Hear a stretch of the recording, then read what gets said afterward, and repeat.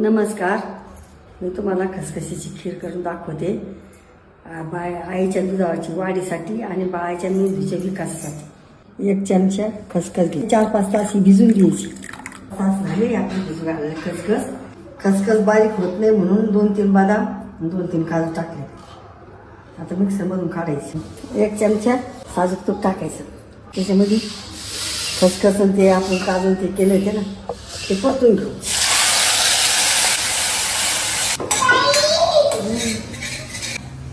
दूध टाकू आपण कपभर दूध टाक. खसखशीची खीर केल्यानंतर आईचं दूध वाढतं आणि बाळपणाच्या टायमाला आईला थकवा येतो. ते थकवा नाही होत आणि झोप चांगली लागते. तर त्या बाळाला शांत झोप लागत नाही आणि पचनक्रिया चांगली असते. पोट साफ होतं आणि थोडंसं गोळ टाकला आणि खीर तयार.